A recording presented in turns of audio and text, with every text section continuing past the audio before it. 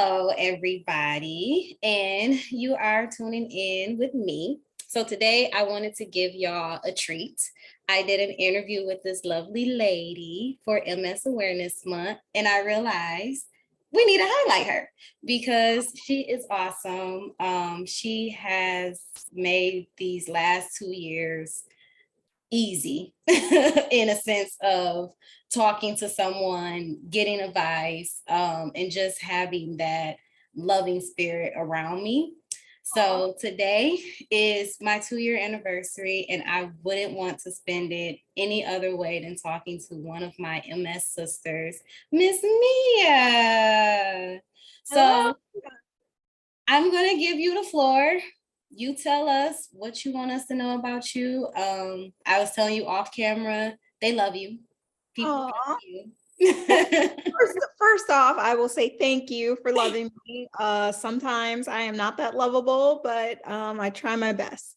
As Virginia said, my name is Mia Sweet. I have multiple sclerosis.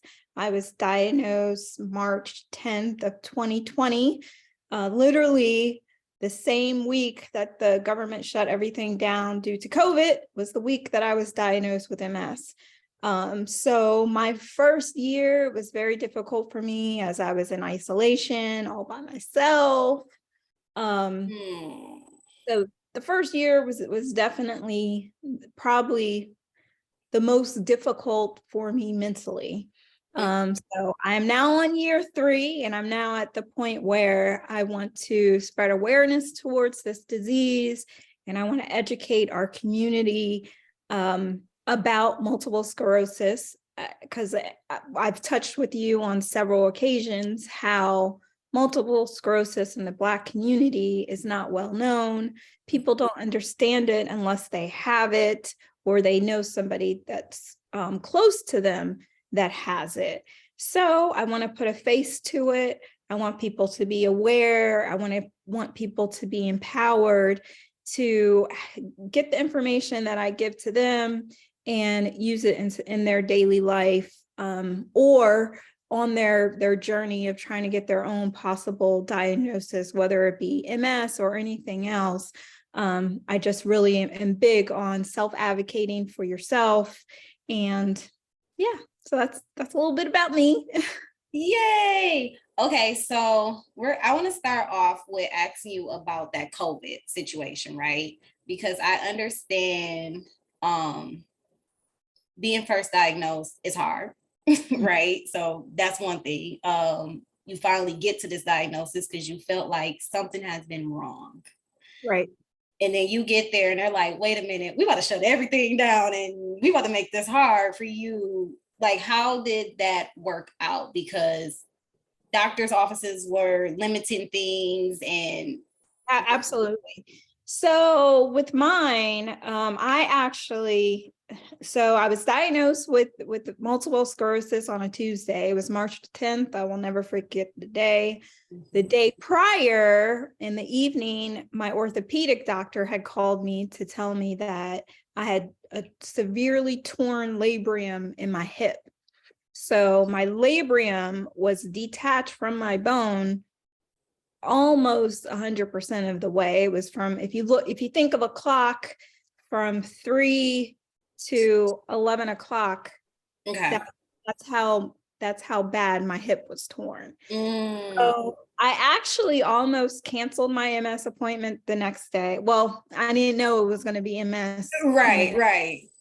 It was just an appointment with my neurologist to go over all the results that she had gotten from all the tests that she had ordered from me and that I had done, which was a series of 3 different MRIs, a cervical MRI, which is your neck, a thoracic MRI, which is your from the bottom of your cervical to your lumbar area, that's considered your thoracic. And I also had a brain MRI done at the same time. So I honestly, I was not going to go to the appointment. I ended up saying, "Oh, just go. You had all this work done. She's going to go. She's going to, you're going to go. You're going to sit down with her. She's going to tell you you're fine. And I'm going to tell her, I know my hip's torn. I got to get surgery." Right. Mhm. Unfortunately, that's not how it played out for me. As soon as I got into the office, the doctor came out and took me back, which that probably should have been my first clue that it was something Right. very serious, because generally a nurse or something comes and gets you and takes you back and does your vitals and all that. But it was the actual doctor that came out to get me. And I sat down and she opens up, her computer, and on the wall, there's a screen where you could see the images. And she says, "I'm sorry, Miss Sweet, I'm sorry to inform you, but you have multiple sclerosis." And I literally, at that moment, I felt like my life was over. I lost it. I was completely sobbing in her office, and just, it was tough. It's tough to get a diagnosis like that by yourself, and you're not expecting it.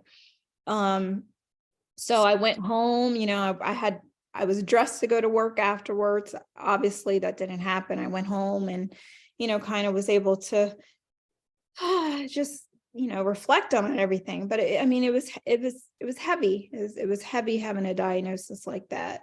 And I'm sorry, this is the whole MS brain. What did you ask me? What was girl? That quick, I'm going off of tangents that quick. I'm like, what the hell was we?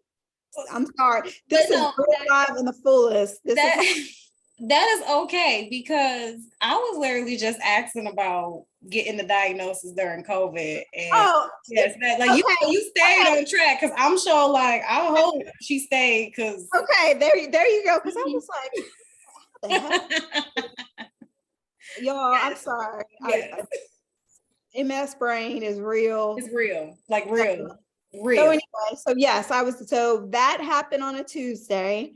Literally the next day I had because I was a business finance manager for years, and I was in the financial field for over 20 plus years before I had to go out on a medical retirement.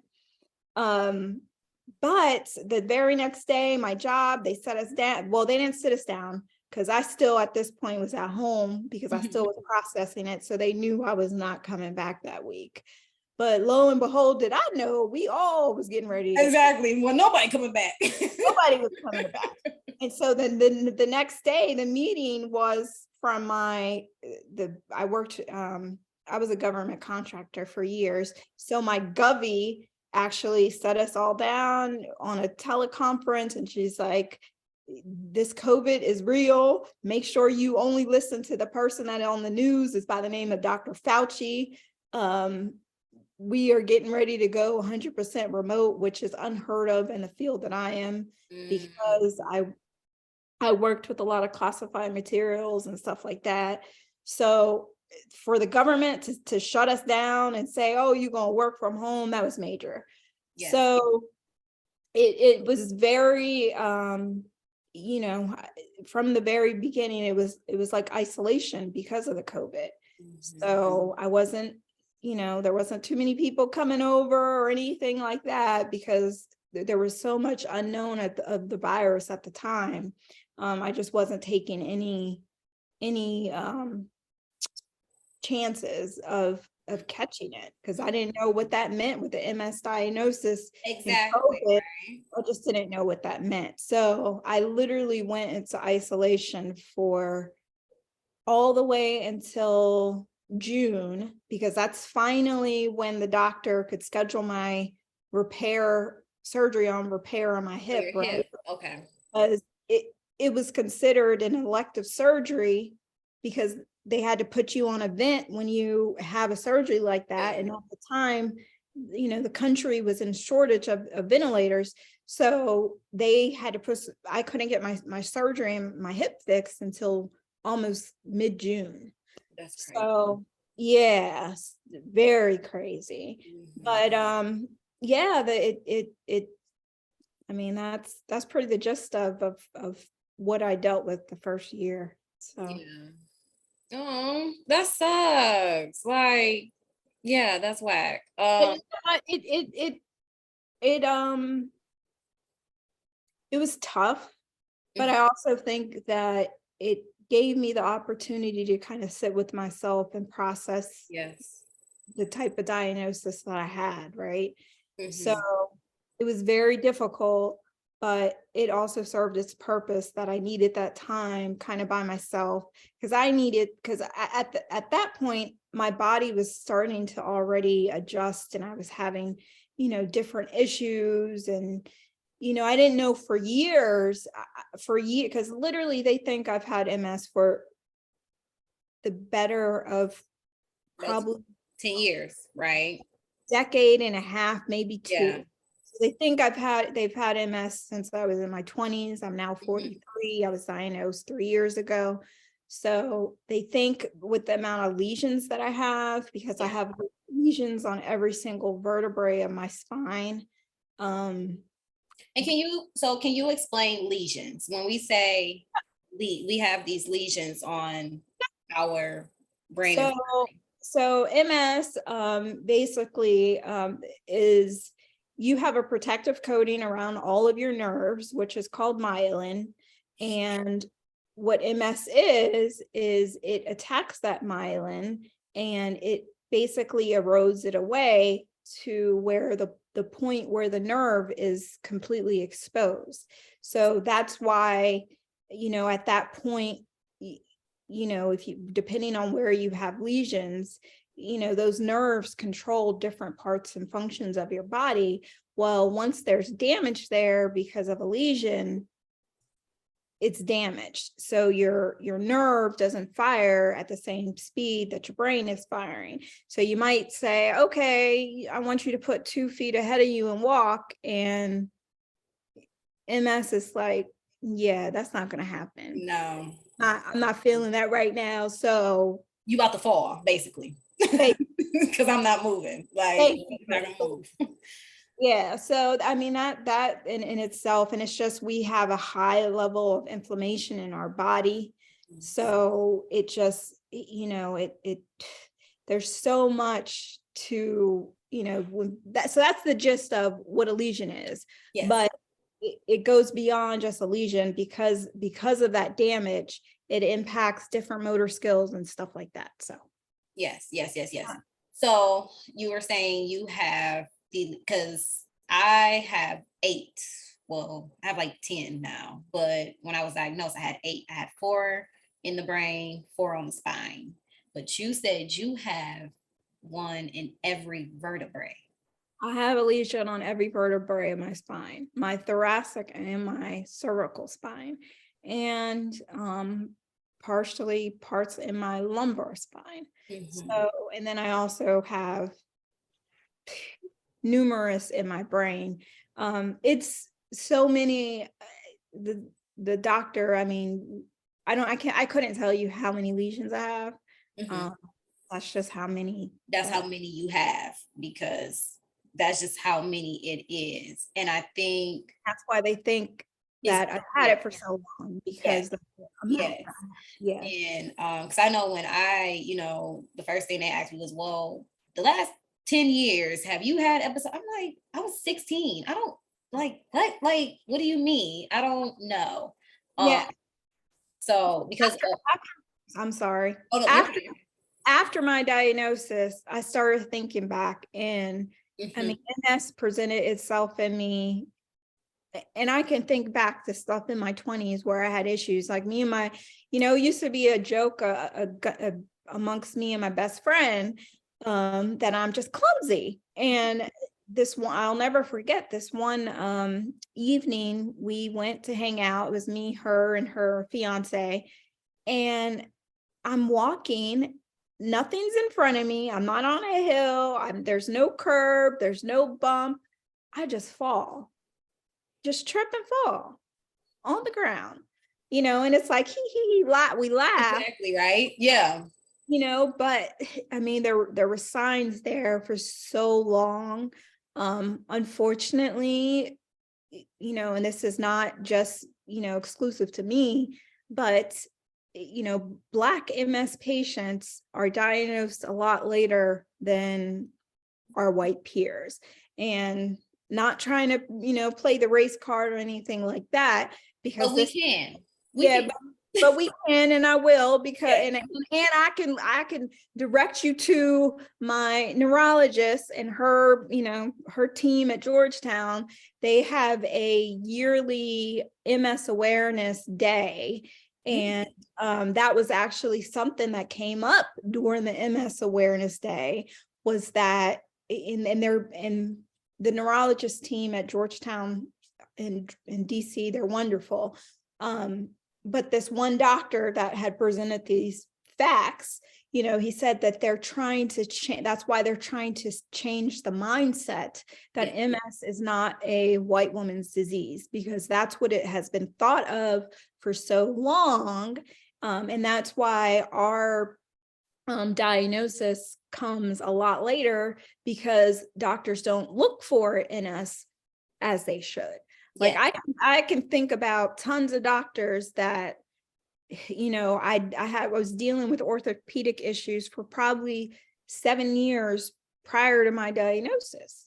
It started off with an Achilles tear. Then it started off, everything on my right side was, I was starting to limp on my right side. And, doctors were telling me, oh, it's because you're overcompensating, because you're having to use your right more than your left, because your left is recovering from this Achilles surgery.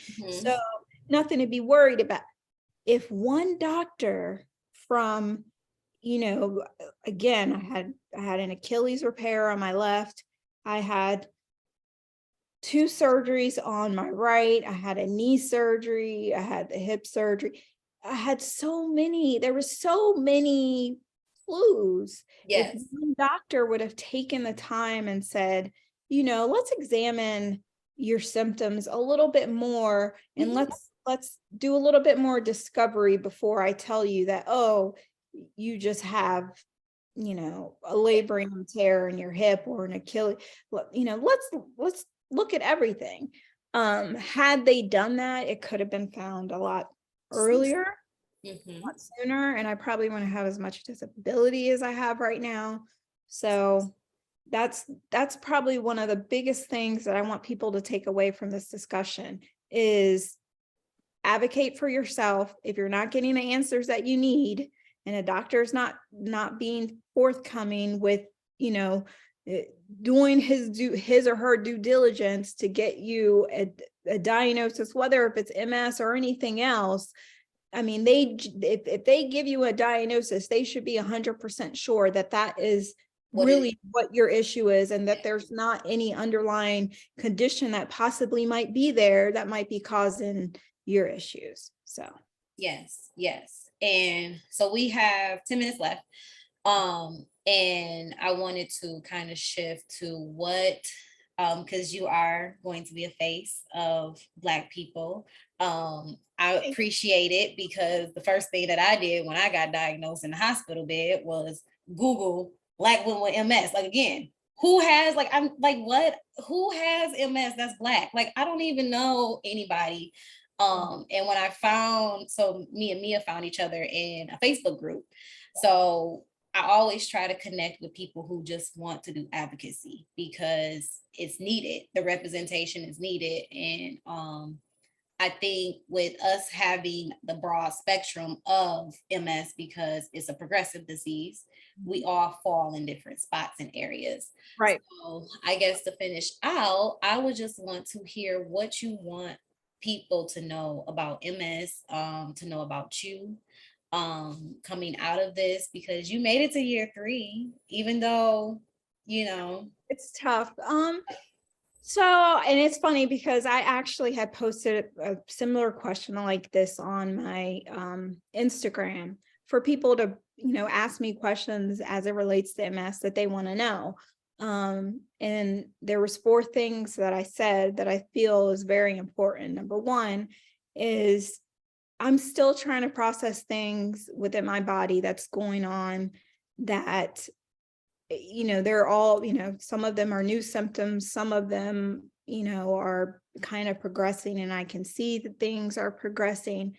So I would say that, when somebody has MS and it's kind of new to them and they're trying to process things that's going on with their body, don't get angry with them because they don't respond to something in a way that you feel as if they should respond.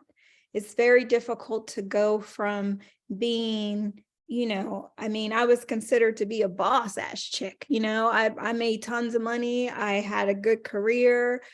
I did what I want when I wanted, went where I wanted, when I wanted to go, to not be able to have that freedom and to still be able to do that, it's difficult. So that's one. So I would just say, give me some grace. If it's not exactly how you would, give me some grace. Give those people that you love some grace. So that's one. Number two,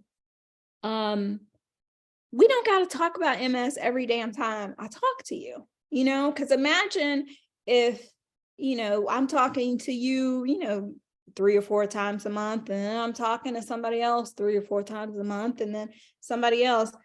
It's like the center of people's conversation is, they want to talk about MS. I don't want to talk about MS every goddamn day. That's why, I'm starting to do things that I love again, which is, curly hair and makeup tutorials and, making product recommendations and stuff like that.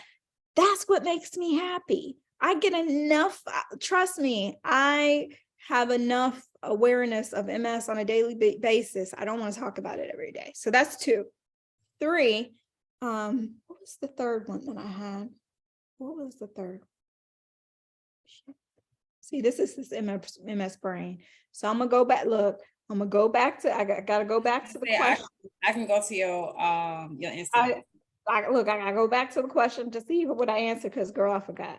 I might can't see it because it might have went away. Yeah, it went away. So the other one is okay. MS fatigue and having MS fatigue and being able to do something 1 minute and not the next, right? So I gave my uncle this analogy, and so now he asks me whenever there's something that he wants to do or wants me to do, do you have any more spoons, right? So the spoon method.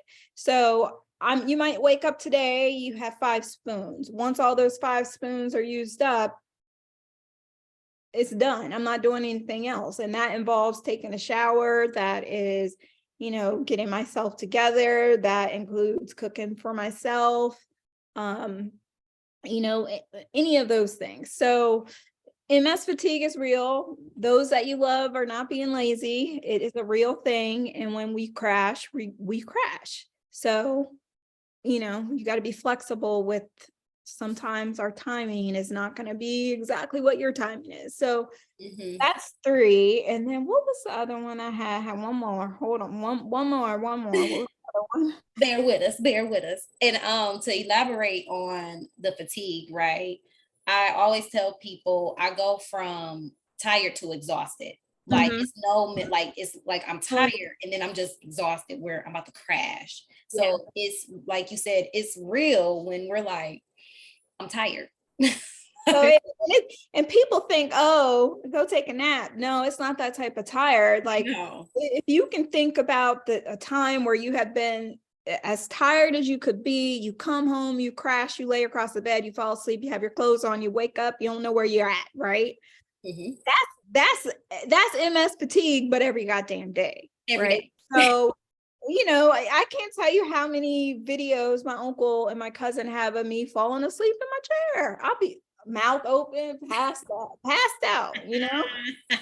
So we get, we're tired, but it's not your type. It's not the general person's type of tired. Our tired is completely different because of the work that our body is constantly doing. And then it also depends on what we make it do that it ends up in front of them. So that was the third thing. The other thing I would say is I have 0, probably a negative 100 time or patience for any sort of negative bullshit in my life.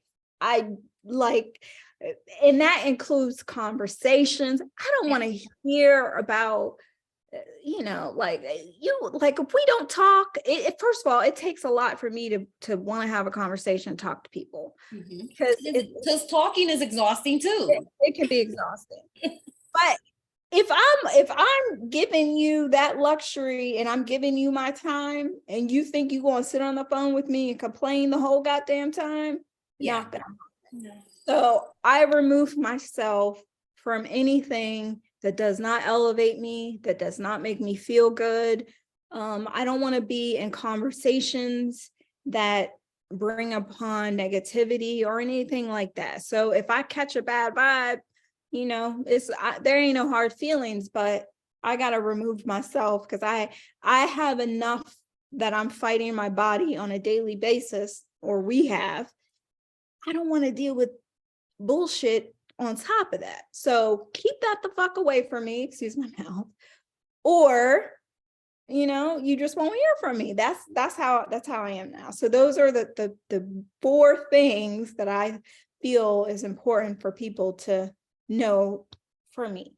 So, and I think that's great. That's great. That was good. And I think that leaves us on a good note.